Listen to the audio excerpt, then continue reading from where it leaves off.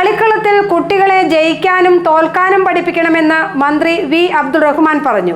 കളിക്കളങ്ങളിലെ തോൽവി അവരുടെ മനസ്സിനെ പാകപ്പെടുത്തും. ചേലാട് സ്റ്റേഡിയം സമയബന്ധിതമായി പൂർത്തീകരിക്കാൻ നിർദ്ദേശം നൽകിയിട്ടുണ്ടെന്നും മന്ത്രി പറഞ്ഞു. കളിക്കളങ്ങളിൽ കുട്ടികളെ ജയിക്കാൻ മാത്രമല്ല തോൽക്കാനും പഠിപ്പിക്കണം.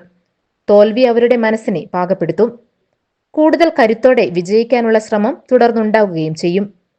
കളിക്കളങ്ങളിൽ നിന്ന് ഒട്ടേറെ കാര്യങ്ങൾ പഠിക്കാനുണ്ടെന്നും മന്ത്രി വി അബ്ദുൾ റഹ്മാൻ പറഞ്ഞു. കോതമംഗലത്ത് ലഹരി വിരുദ്ധ സന്ദേശയാത്രയുടെ സമ്മേളനം ഉദ്ഘാടനം നിർവഹിച്ച് പ്രസംഗിക്കുകയായിരുന്നു മന്ത്രി. നമ്മുടെ കുട്ടികളെ ജയിക്കാനും തോൽപ്പിക്കാനും നമുക്ക് പഠിപ്പിക്കേണ്ടത് അവർ ജയിച്ചാൽ മാത്രം പോരാ.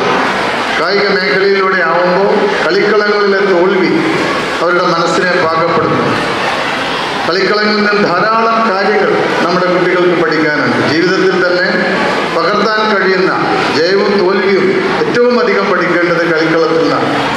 അതിന് ഏറ്റവും വലിയ ഉദാഹരണങ്ങളാണ് നമ്മുടെ കായിക താരങ്ങൾ മനസ്സാന്നിധ്യത്തോടുകൂടി ഒരിക്കൽ പരാജയപ്പെട്ടാൽ അടുത്ത തവണ വിജയിക്കാനുള്ള വലിയ ശ്രമം നടത്തുന്ന ആ ശ്രമത്തിൻ്റെ ഭാഗമായി അവർ കൈവരിക്കുന്ന കായികക്ഷമത എന്നത്.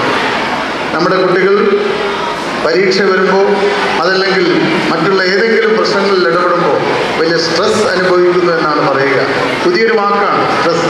നമ്മുടെ വിദ്യാർത്ഥികൾ ധാരാളമായി ഉപയോഗിക്കുന്ന ഒരു വാക്കായി സ്ട്രെസ് മാറിയിട്ടുണ്ട്.